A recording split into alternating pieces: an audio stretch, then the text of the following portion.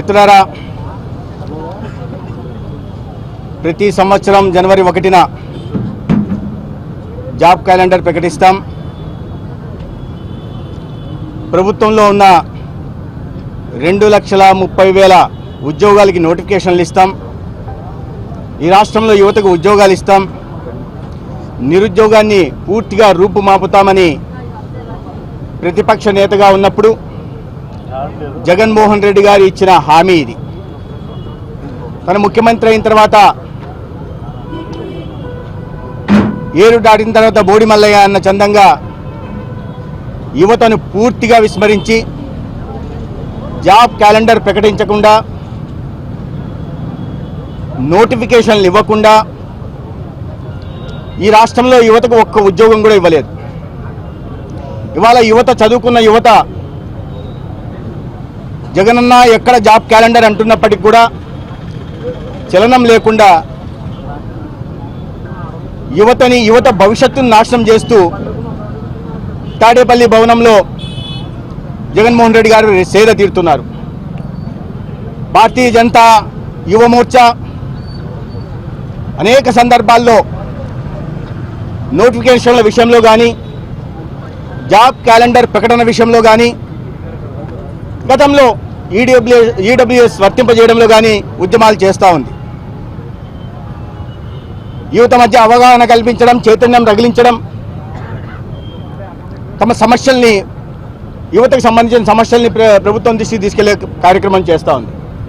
అయితే ఎటువంటి స్పందన లేని ముఖ్యమంత్రి యువతను పూర్తిగా నిర్లక్ష్యం చేసిన సమయంలో భారతీయ జనతా యువ మోర్చా రాష్ట్ర అధ్యక్షులు సోదరులు మిట్టా వంశీకృష్ణ గారు ఇవాళ ఈ ప్రభుత్వాన్ని ప్రశ్నిస్తూ యువత అనుభవిస్తున్న తీవ్రమైన వేదనని ప్రజల దృష్టికి తీసుకెళ్లడానికి, ప్రభుత్వం దృష్టికి తీసుకెళ్లడానికి ఆమరణ నిరాహార దీక్షకి ఇవాళ పూనుకున్నారు. ఇటువంటి తీవ్రమైన నిర్ణయం తీసుకోవాల్సిన పరిస్థితి ఈ రాష్ట్రంలో జగన్మోహన్ రెడ్డి ప్రభుత్వం కల్పించింది. ఇచ్చిన హామీ నెరవేర్చకుండా, ఒక్క సంవత్సరం కూడా జాబ్ క్యాలెండర్ ప్రకటించకుండా యువత భవిష్యత్తుని నాశనం చేసిన జగన్మోహన్ రెడ్డి గారు దీనికి సమాధానం చెప్పాలి. రాష్ట్రంలో కొన్ని వేల గ్రూప్ 1, గ్రూప్ 2 పోస్టులుంటే మొన్న 36 పోస్టులకు నోటిఫికేషన్ ఇస్తారు.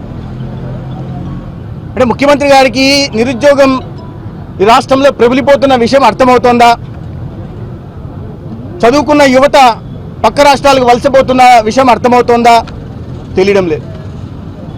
2021లో మాత్రం జాబ్ నోటిఫికేషన్ ఇస్తున్నట్టు, క్యాలెండర్ ప్రకటిస్తున్నట్టు నటించి 10,300 ఉద్యోగాలు ఇస్తున్నట్టు మాట్లాడి ఇప్పుడు వాటిని కూడా భర్తీ చేయలేదు. వేల డిఎస్సి పోస్టులు ఉన్నాయి, వాటికి నోటిఫికేషన్ ఇవ్వలేదు. పరిస్థితి ఎంత తీవ్రంగా ఉందంటే నోటిఫికేషన్లు రాని కారణంగా, ఆలస్యం అవుతున్న కారణంగా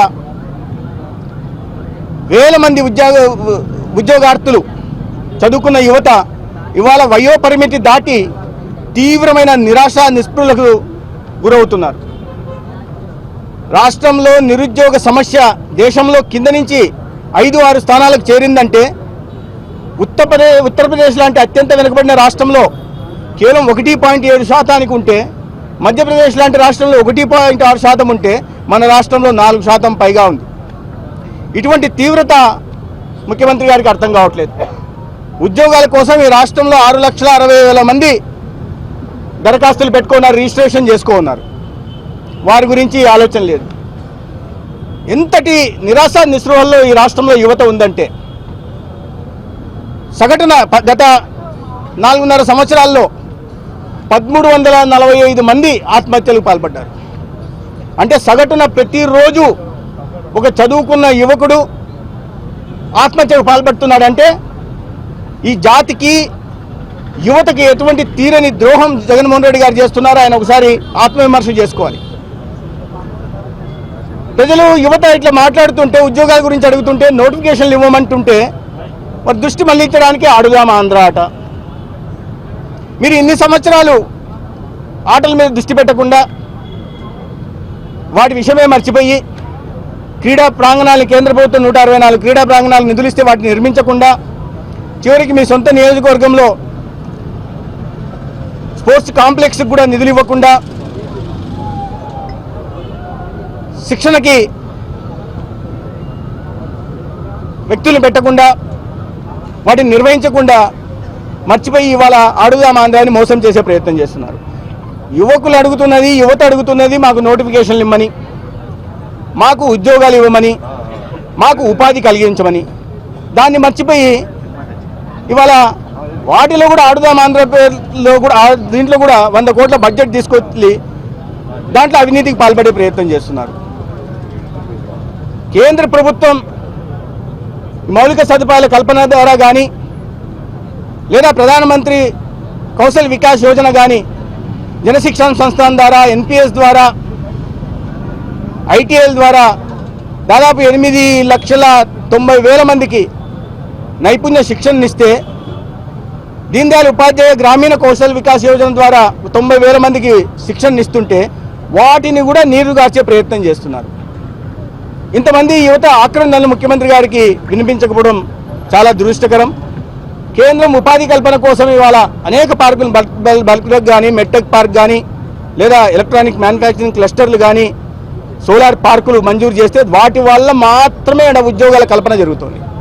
అదే సమయంలో నేషనల్ ఇన్వెస్ట్మెంట్ మ్యానుఫ్యాక్చరింగ్ జోన్ 2 రాష్ట్రానికి 2 ఇచ్చి దాదాపు 6 లక్షల యువతకి నేరుగా డైరెక్ట్గా ఇండైరెక్ట్గా ఉద్యోగ అవకాశాలు కల్పించే ప్రయత్నం కేంద్ర ప్రభుత్వం చేస్తుంటే వాటికి కూడా భూములు ఇవ్వడం లేదు. కనిగిరిలో గత 8-9 సంవత్సరాల నుంచి ప్రకాశం జిల్లాకి చిత్తూరు జిల్లాకి 2 నిమ్జులు మంజూరు చేస్తే భూములు ఇవ్వకపోవడం వల్ల 6 లక్షల మంది ఇవాళ నిరుద్యోగులుగా మిగిలిపోయారు. ఏం వాళ్ళని ఆదుకోవాల్సిన బాధ్యత ముఖ్యమంత్రి గారి మీద లేదా, ఈ ప్రభుత్వం మీద లేదా? ఇటువంటి దౌర్భాగ్యకర పరిస్థితులు ఇవాళ ఈ రాష్ట్రంలో నెలకొని ఉన్నాయి. యువత ఉద్యోగాలు ఇవ్వమంటుంటే కొంతమంది రాజకీయ నిరుద్యోగులకి నామినేటెడ్ పోస్టులు ఇచ్చుకుంటూ లేకపోతే సలహాదారులుగా ఎక్కడ చూసినా సలహాదారులే లక్షల రూపాయలు సలహాదారుల మీద ఖర్చు పెడుతున్నారు. నిరుద్యోగులు మాత్రం ఉద్యోగం ఇవ్వడానికి ఆయన మనసు రావట్లేదు. ఆయన పార్టీలకు సంబంధించిన ఆయన తమ్ముడికి ఎంపీ పదవి, పెద్దిరెడ్డి రామచంద్ర గారి కుమారుడికి ఎంపీ పదవి, చెవిరెడ్డి భాస్కర్ రెడ్డి గారి కుమారుడికి ఎమ్మెల్యే పదవి, పేరుని నాని గారి కుమారుడికి ఎమ్మెల్యే పదవి, ఇంకా వాళ్ళ పార్టీలకు సంబంధించిన వాళ్ళకి పదవులు ఇచ్చుకుంటా తన అస్మదీయులకి నామినేటెడ్ పోస్టులు ఇచ్చుకుంటా యువతను మాత్రం పూర్తిగా విస్మరించారు. ఇవాళ ఆడుదాం ఆంధ్ర పేరుతో 4.5 సంవత్సరాలు ఒక ఉద్యోగం ఇవ్వకుండా ఇవాళ ఆడుదాం ఆంధ్ర పేరుతో ఈ ముఖ్యమంత్రి గారు చేస్తున్న మోసం యువతకు అర్థమైంది. సరైన సమయం కోసం వేచి చూస్తున్నారు. ఫుట్బాల్ ఆడడానికి సిద్ధంగా ఉన్నారు. అయితే భారతీయ జనతా యువ మోర్చా నిరంతరం ఈ విషయాల మీద ఉద్యమాలు చేస్తూ ఉంది. ఇవాళ రాష్ట్రంలో యువతను కదిలించడానికి స్వయంగా రాష్ట్ర అధ్యక్షుడు యువమోర్చా అధ్యక్షుడు ఇవాళ ఆమరణ నిరాదీక్ష పూనుకోవడం ఈ రాష్ట్రంలో తీవ్రతను తెలియజేస్తూ ఉంది. ఈ ఉద్యమం కొనసాగుతుంది. ప్రభుత్వం మెడలు వంచేదాకా ఇప్పటికైనా మేల్కొని, కనీసం ఇప్పుడైనా ఎన్నికల సమయంలో అయినా మేల్కొని నోటిఫికేషన్ ఇవ్వడానికి ముందుకు రావాలి. గతంలో చెప్పిన సంవత్సరం ఇస్తానన్న మొత్తం ఉద్యోగాలకి నోటిఫికేషన్ ఇవ్వడానికి ముఖ్యమంత్రి గారు ముందుకు రావాలి.